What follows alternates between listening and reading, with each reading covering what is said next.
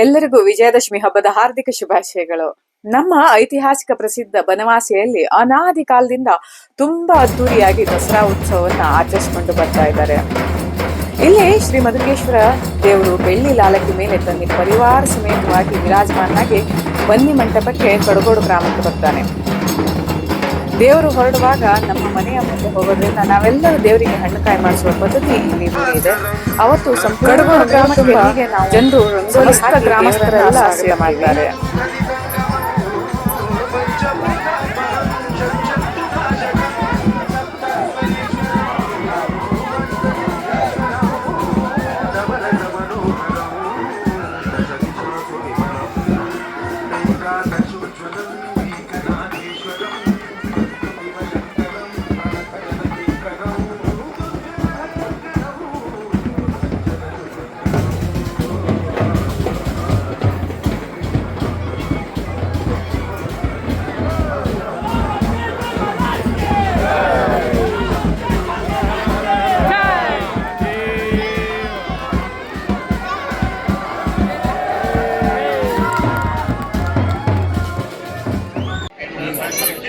ಇಲ್ಲಿ ಒಡೆಯರು ವಿಜಯದ ಸಂಕೇತವಾಗಿ ಬಾಣವನ್ನ 5 ದಿಕ್ಕಿಗೆ ಅಂದ್ರೆ ಪೂರ್ವ, ಪಶ್ಚಿಮ, ಉತ್ತರ, ದಕ್ಷಿಣ ಮತ್ತು ಮೇಲ್ಗಡೆ ಹೀಗೆ ಪ್ರಯೋಗ ಮಾಡ್ತಾರೆ.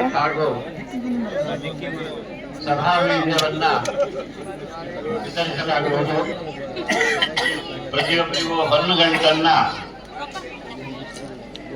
ಕೊಡುವ ವ್ಯವಸ್ಥೆಯನ್ನ ದೇವಸ್ಥಾನದ ವತಿಯಿಂದ ಮಾಡಲಾಗಿದೆ. ಎಲ್ಲರೂ ಶಾಂತ ರೀತಿಯಿಂದ ಸಹಕರಿಸಿ ಸಾಲಾಗಿ ಹೋಗಿ ಹೊನ್ನುಗಂಟನ್ನ ಪಡೆಯಬೇಕಾಗಿ ವಿನಂತಿ. ಅದು ರಸ್ತೆ ಹತ್ರ ಕೌಂಟರ್ ಅನ್ನ ಇಡಲಾಗಿದೆ. ಅಲ್ಲಿ ಎಲ್ಲರಿಗೂ ಈ ಕಡೆ ನೋಡೋಣ ವಿಷಣ ಒಂದ್ ಸ್ವಲ್ಪ. ಸಾಕು, ಬಹಳ ಅಲ್ಲ ಕೈ ಮಾಡಿದ್ರ ಬಂಗಾರ ಸಿಗ್ತದೆ. ಪೂಜೆ ಮುಗಿದ ಮೇಲೆ ಇಲ್ಲಿ ಹೀಗೆ ಒಡೆಯರು ಪ್ರತಿಯೊಬ್ಬರಿಗೂ ಹೊನ್ನೆಗಂಟು ಕೊಡ್ತಾರೆ. ಬಹುಶಃ ಹಿಂದಿನ ಕಾಲದಲ್ಲಿ ನಿಜವಾಗ್ಲೂ ಬಂಗಾರ ಕೊಡ್ತಿದ್ರು ಏನೋ.